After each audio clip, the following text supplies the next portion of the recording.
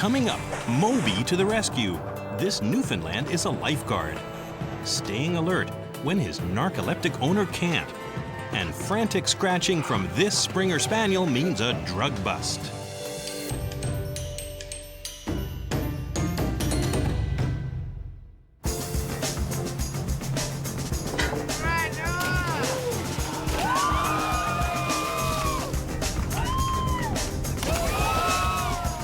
Moby, a Newfoundland landseer, is one of the most important crew members on Rapture Marine Expeditions. He has a nose for danger, and his job is a matter of life and death. Moby stands by to rescue kids who get into trouble. Many of these kids have never been in the open sea. The strong currents often take them by surprise.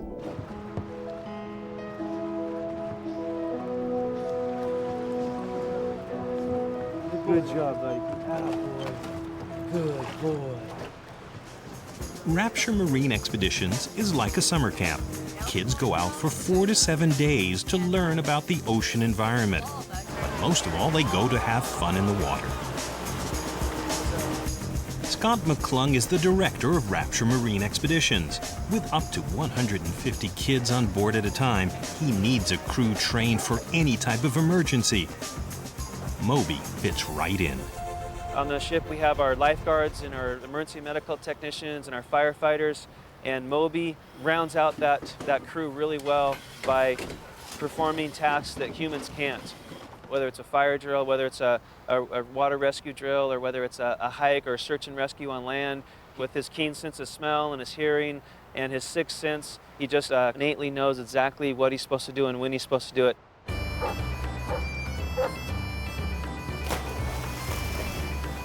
The Newfoundland is named for the Canadian Atlantic province, where it was a necessary crew member on every fishing boat. Large enough to pull in a drowning man or to break the ice as he dove into the frigid northern ocean, the Newfoundland hauled nets and retrieved people and objects that fell overboard.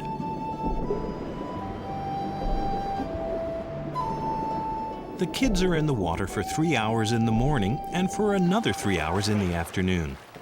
Moby is always on guard. He takes his job seriously. He takes very, very, very little direction. With a good working dog, that's really the way it should be. You're relying on their senses, and so we really try to trust Moby for what he's trying to do. The breed developed webbed feet and a heavy oily coat as an adaptation to the extreme conditions of the Canadian maritime climate. Moby's double coat keeps him from getting wet to the skin, while his powerful hindquarters, deep broad chest, and large lung capacity allow him to swim great distances and fight ocean currents. A kid with a cramp might be embarrassed and try to hide it, but no one can hide anything from Moby. He picks up on subtle clues in body language, and Scott believes that Moby can also smell chemical changes in the breath produced by stress. So he goes from one person to another very quickly, just a rapid smell of their breath, and he sees if he can sense any anxiety coming from their breath. Any kid in trouble is instructed to grab onto Moby. But naturally, as soon as he feels pull on his vest, or even if he's not wearing the vest, if he feels pull on his fur, he immediately pulls somebody back to the boat.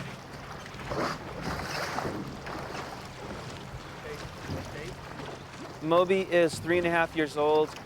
Newfoundlands mature pretty late, and Moby, he's probably about like a 14-year-old boy.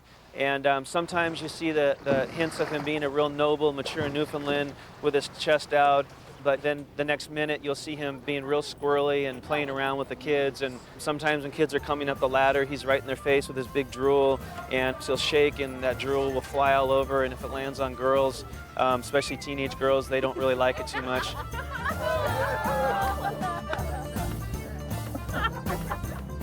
The boys tend to like it. I thought the drool was pretty cool. It's all over the place and stuff. Moby isn't just a lifeguard. He helps on nature hikes too. On a couple of hikes, he's out in front like this, and when we get up on the narrow trails, he's actually stopped and backed me up away from a couple rattlesnakes that were coiling right in front of us before. So he has a keen sense for wildlife and rattlesnakes we found. So he's kind of saved me a couple times probably from a couple snake bites. Each day begins with the usual 3-hour swim in the open sea.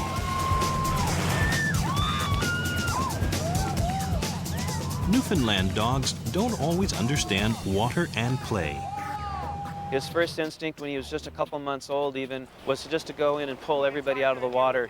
But now he's realizing that people can be in the water, they can have fun. But in the open sea, the icy water and strong currents can quickly turn fun to danger. Moby alerts the moment he senses trouble.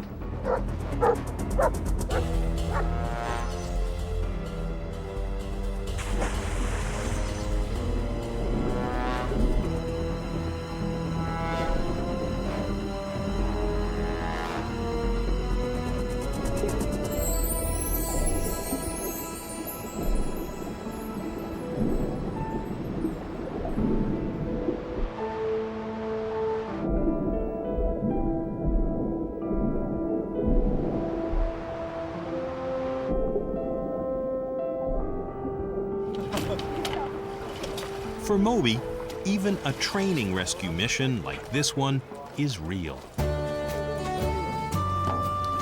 Moby. Hey, Moby, give me a kiss. Show me dog.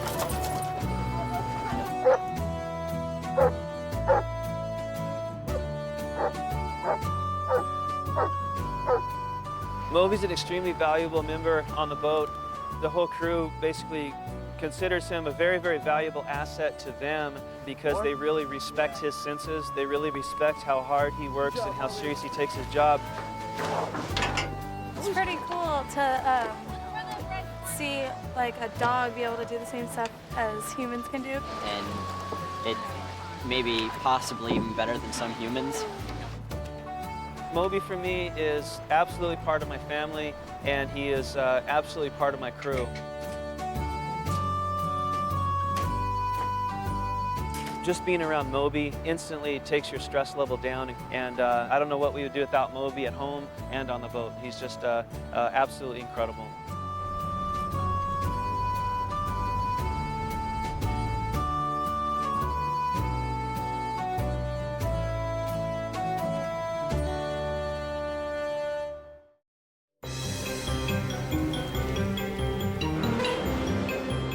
Toronto's busy, crisscrossing traffic can be daunting for pedestrians.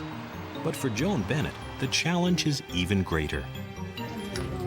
Every day, Joan ties herself to her standard poodle Morgan. Joan has narcolepsy. She can fall asleep at any time. Morgan has to be ready to take over. Narcolepsy is a severe sleep disorder. Joan's knees can give out. She can hallucinate or even go into temporary sleep paralysis.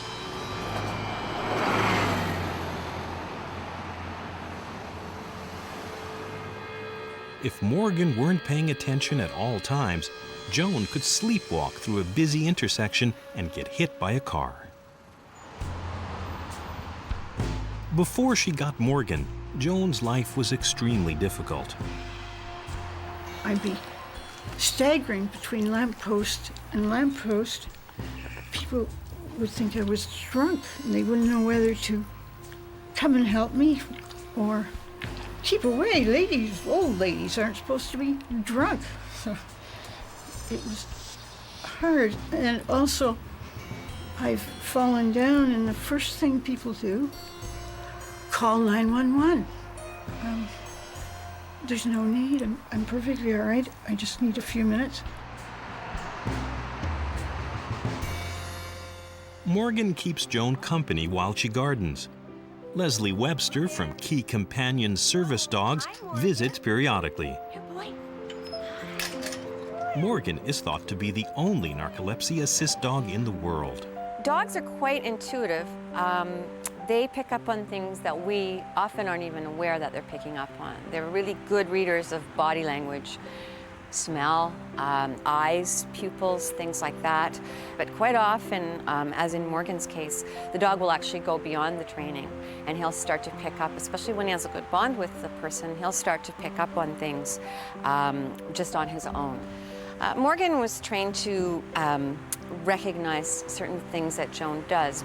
Her trainer noticed that she put her arm up or out when she was losing her balance. So when Joan starts to stagger or move differently, one of the first things that Morgan was taught to do was to go and find a chair. Morgan is Joan's link to independence. With him around, she can go out on her own. Yeah. Morgan is always on call. Do you want an ice cream cone? Thank you, thank you.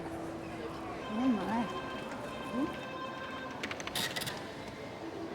Joan is having an episode. Morgan puts his training into practice. Morgan, find a seat. Find a seat.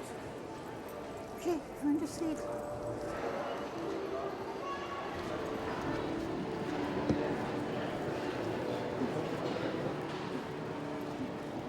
She rewards him with a treat and suddenly falls asleep. Joan isn't hurt. Morgan is trained to stand guard when Joan has an episode. Unless she's in danger, he waits for her to wake up. Morgan, come here. Morgan, come.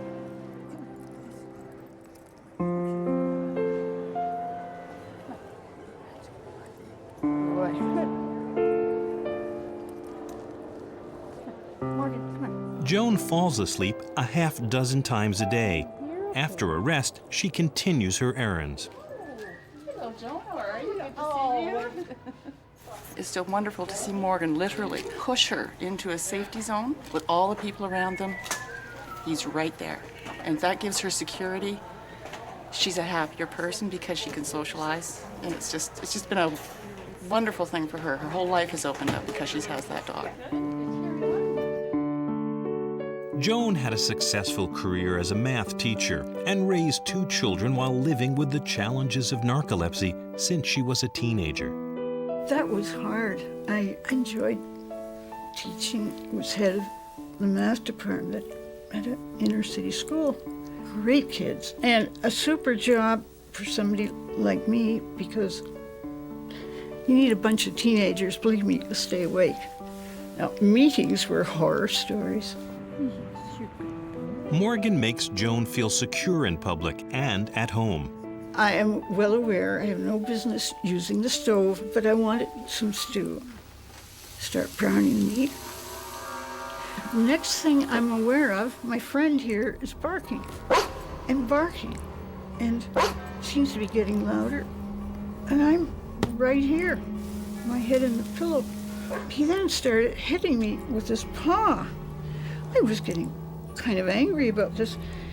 And then he hit me in the face.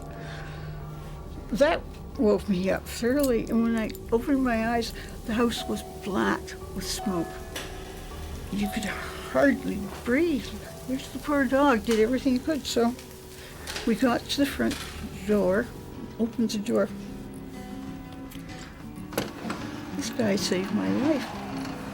And I haven't used the stove since. Unless somebody is here with me. It isn't safe. Morgan's a purebred standard poodle. We like to use the standard poodles partly because they are so intelligent and quite intuitive. They seem to pick up on things much quicker than a lot of other breeds. And also it's kind of nice because they're hypoallergenic. They don't shed and people aren't allergic to them. So they're quite acceptable in public, in schools, places like that. I didn't want a poodle. Oh, hurts. I wanted a lab. And I didn't like the name Morgan either. I mean, really.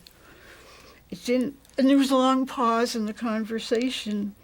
And the reply was, you don't have to have him trimmed like a poodle. So without realizing it, now I wouldn't have anything but. Sometimes I'm perfectly all right. That's hard to understand. But But when I'm not, he's there. When he's out of his working harness, Morgan unwinds with Joan's son-in-law and daughter. He still needs some time to play and be a dog. So I think our job in his life is to socialize him and take him for walks and give him treats. Joan has had Morgan for 12 months. He's made a world of difference in her life. We're proud of him. We're proud of you too.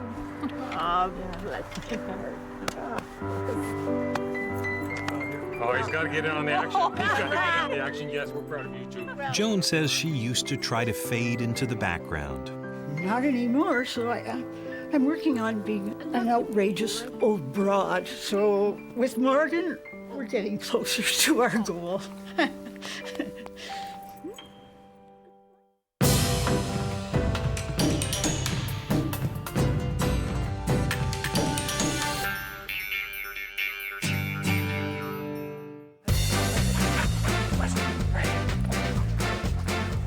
Barney, a 14-month-old Springer Spaniel, is no ordinary dog.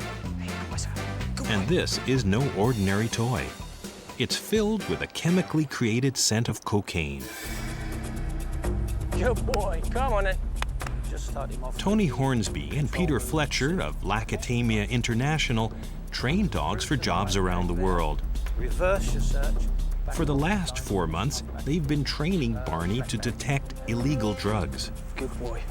If he passes his final exam, he'll start a new life in Tanzania as an airport drug buster. Barney has been trained to actively alert to the scent of cocaine, heroin, LSD, and marijuana. Good boy. Where's it? Good boy. He's got to show it by scratch indication, vigorously show it. He mustn't just whimper or sit, he's got to actively show the point where there are drugs. Barney doesn't realize he's looking for drugs. We train a dog like Barney by channeling all of his energies into a big game, and the game consists of a toy being hidden, which we call a wrap, and he finds this wrap. Good boy. As the training progresses, in the wrap we insert pseudo drugs. This is either the heroin, cocaine, or marijuana, or whatever we're working with. So the dog, in finding the wrap or toy, also is finding, unbeknownst to himself, drugs. The artificial substances are completely safe. Barney never comes into contact with real drugs.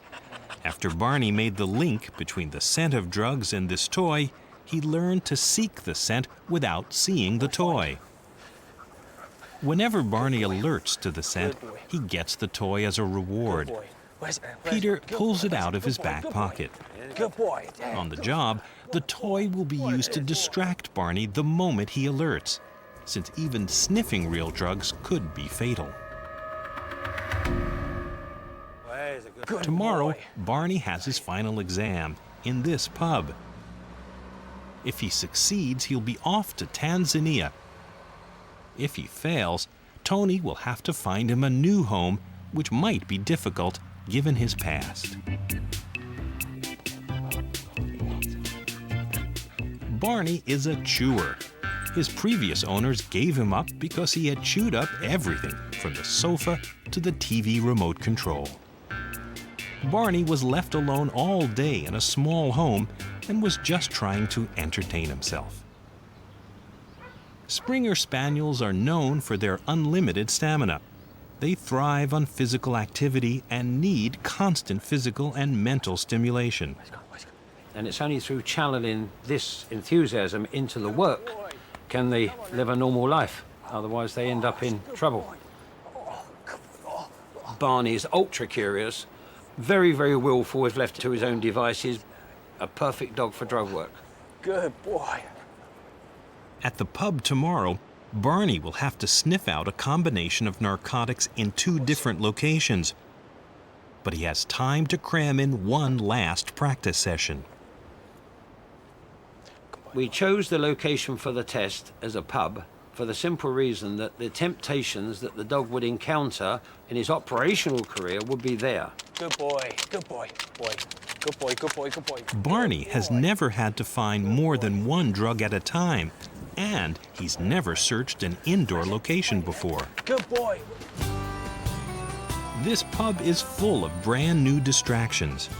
The smells of food, beer, and cigarettes, and the noise from the jukebox and arcade games. Barney waits outside the pub, while another trainer hides the drugs. It's test time for Barney.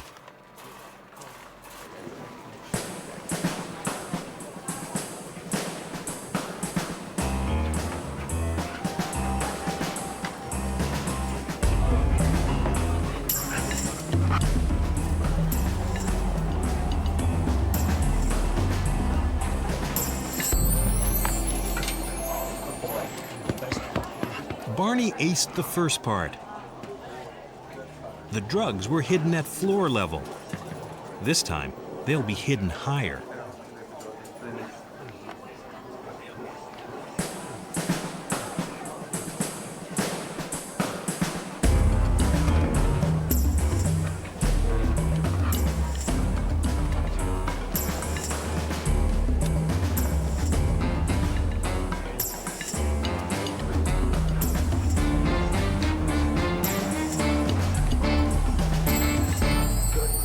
Barney has proven himself ready for work. Well done.